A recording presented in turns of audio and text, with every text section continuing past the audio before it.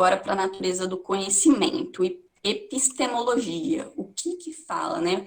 Eu separei esses temas para vocês porque são os temas que mais caem no Enem, nos vestibulares. Então, vocês tentam prestar atenção, porque cai muito, muito, muito no Enem. Então, na natureza do conhecimento, né, pode ser chamada também de epistemologia, e se a gente pegar desde os pré-socráticos, nós tivemos vários movimentos sobre o conhecimento. O que é o conhecimento, né? Então, lá nos pré-socráticos, quando acontecia aqueles embates com a mitologia, que ficava, mitologia, razão, eles estavam tentando propor uma cosmologia em oposição a cosmogonias. Então, cosmologia, né, que é a razão em contraposição, em posição à cosmogonia, que era essas questões da mitologia. Então, eles queriam trazer justamente esse conhecimento racional que fugisse daquele conhecimento fantasioso dos mitos. Então, com os pré-socráticos, essa é a primeira cena de embate entre razão e mitologia. Porém, é com Sócrates, olha eles de novo aí, ó, toda hora. Sócrates, Platão e Aristóteles que isso vai se intensificar. Aí tem, por exemplo, o mito da caverna.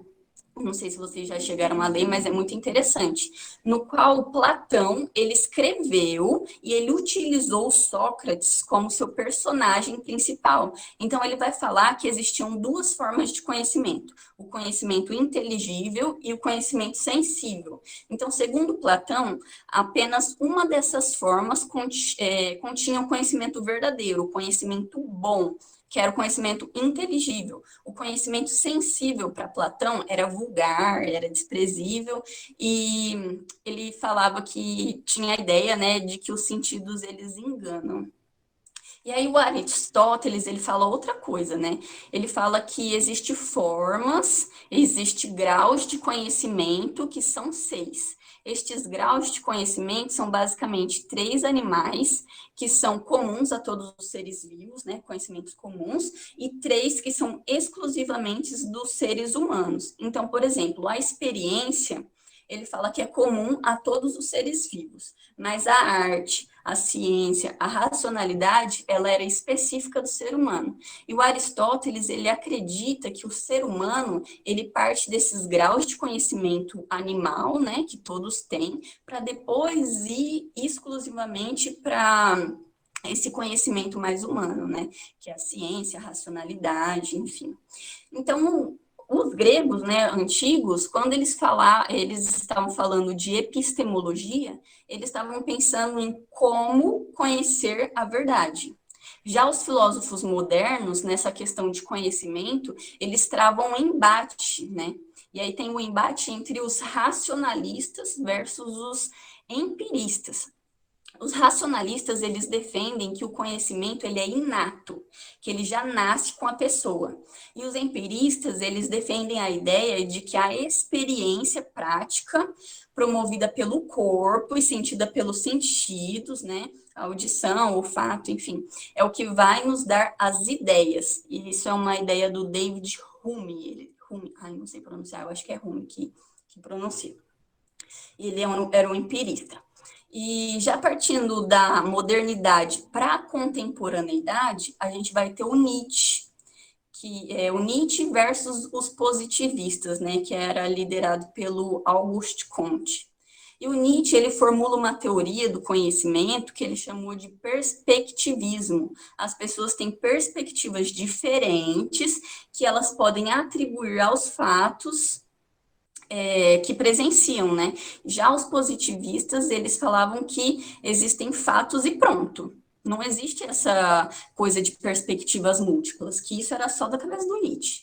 Então, a característica da modernidade não é mais como conhecer a verdade, igual os outros filósofos, mas sim como conhecemos a verdade. Qual é o padrão de experiência? É as ideias inatas? Não é as ideias inatas? É o positivismo? Não é o positivismo? Quem está certo? É o Nietzsche? Não é o Nietzsche? Entendeu? É o Comte? Então, vamos lá para uns exercicinhos aqui. É o 3, né? Esse também foi do Enem de 2018. Vou ler para vocês. Quando analisamos nossos pensamentos ou ideias, por mais complexos e sublimes que sejam, sempre descobrimos que se resolvem em ideias simples, que são cópias de uma sensação ou sentimento anterior. Mesmo as ideias que à primeira vista parecem mais afastadas dessa origem, mostram a um exame mais atento ser derivadas dela.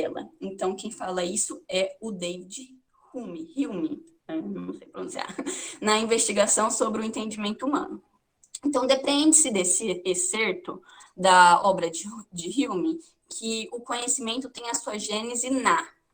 Vamos lá, galera, ver o que vocês acham que é. Eles falam de sentimento, de sensação.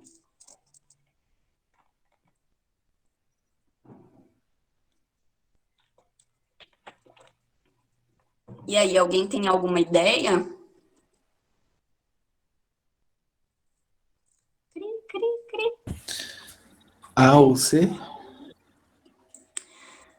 A ou C? Não. Errou. Eu achava que era essa também. Não, ó, vamos ler lá. Ler não, né? Tem uma partinha aqui do textinho, da introdução, que a gente pode ver que ele fala sobre as sensações. Ó, dá uma olhadinha. Sensações ou sentimentos anterior. E como investigação sobre o entendimento humano do Hume, que eu tinha abordado anteriormente, ele vai falar sobre essa percepção dos sentidos. Então, é a letra D. Ó, quando analisamos nossos pensamentos ou ideias, por mais complexos e sublimes que sejam, sempre descobrimos que se resolvem em ideias simples que são cópias de uma sensação ou sentimento anterior. O que ele está falando aí? Da percepção dos sentimentos. Entendeu? Alguém entendeu? Fala que entendeu. Entenderam? Não entenderam? Vamos lá para 4, então, galera? Só me dá esse feedback se vocês entenderam ou não. Amiga, ai gente, é horrível falar isso, eu ouvi. Amiga, tipo, aqui não teve o abandono do. Por Platão não teve o abandono falando que e o que é sensível é ruim. Então não segue na modernidade esse mesmo conceito? Não, é porque assim, cada autor, cada filósofo, ele vai ter uma abordagem diferente. Então, pode ser que o que a teoria do Platão não vá se encaixar na teoria do Hume, por exemplo, ou na teoria do Aristóteles. Um sempre critica o outro. Então, a gente, nesse caso, tem que analisar filósofo por filósofo. E aí, por isso que eu trouxe eles no primeiro slide, para vocês terem uma ideia do que cada um fala, do que cada um deles fala, sabe? Para vocês entenderem sobre essa diferença, o que o Aristóteles fala, o que o Hume fala, o que o Locke fala, enfim. Se um é contratualista, o outro não, o outro é iluminista, enfim. Beleza, acho que Vai ter foi que isso que analisar filósofo confundiu. por filósofo. É um pouquinho difícil, gente, porque você tem que analisar os filósofos, o que os filósofos falam.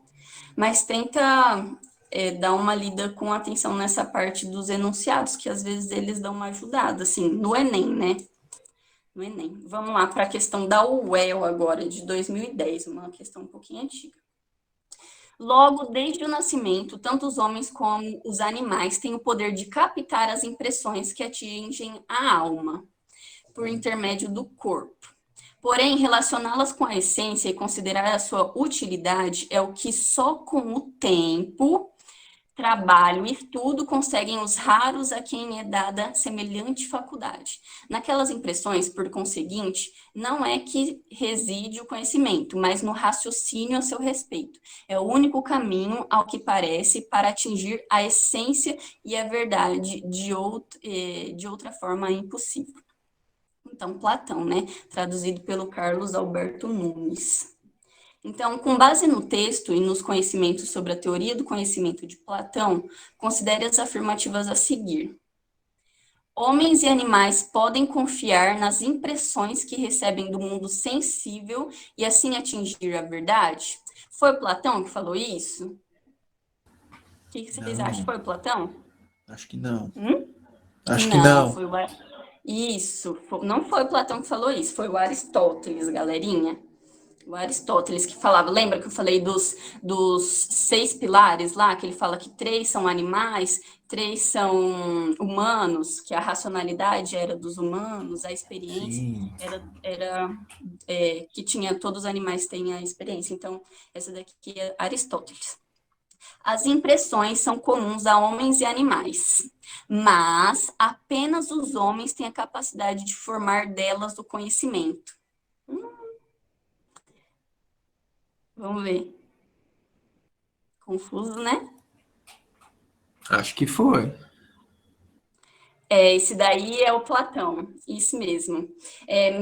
Apesar do Aristóteles abordar essas questões dos três, como chama, dos 3 pilares que são dos animais e dos 3 que são dos homens, o Platão, ele vai falar que todas essas sensações, todos esses sentidos, os seres, quem tem só a capacidade de formar eles, de formar o conhecimento, é os seres humanos, entendeu? Que as impressões, elas são comuns, as expressões, impressões são sentidos, né, gente? O olfato, tato. Elas são comuns aos seres humanos, aos homens e aos animais, mas só os homens ele tem a capacidade de formar dela o conhecimento, já os animais não. Opa! E as impressões, agora é a alternativa 3 aqui. As impressões não constituem o conhecimento sensível, mas são considerados como núcleo do conhecimento inteligível. Quem que vocês acham que fala sobre isso?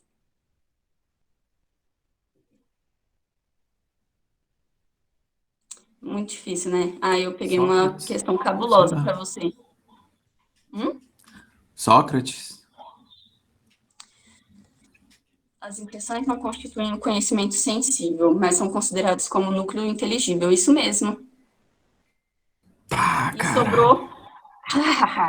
E sobrou a última, gente, eu tô morrendo de calor aqui, que é o raciocínio a respeito das impressões constitui a base para se chegar ao conhecimento verdadeiro. Quem que falou isso? Que o raciocínio a respeito das impressões constitui a base para chegar ao conhecimento verdadeiro. Aí não tá falando nada de animal, ó. Tá falando nada de Platão? animal. Tá falando... Não. Aí tá falando só que o raciocínio a respeito das impressões, quem que eu falei que fala isso? Que pode chegar ao conhecimento verdadeiro. Eu falei agora há pouco. Tipo, agora há pouco mesmo. Gente, essa alternativa aí, ela tá certa. Quem fala isso é o Platão mesmo. Vocês entenderam? Ou ficou alguma Poxa, mas dúvida? eu É falei que difícil. foi o Platão que falou isso. Então desculpa. Desculpa. Então, a alternativa correta é a alternativa B. Somente a 2 e a 4. Nossa, eu coloquei o Vzinho ali, né? Pequeno. Mas é a alternativa B, gente. Não sei se ficou muito claro, não sei se vocês entenderam direito. Se vocês não entenderam direito, vocês podem me perguntar, porque é complicado mesmo, você tem que analisar o que cada filósofo fala, e às vezes se torna um pouquinho complicado. Ainda mais que essa questão é uma questão específica, né, da UEL.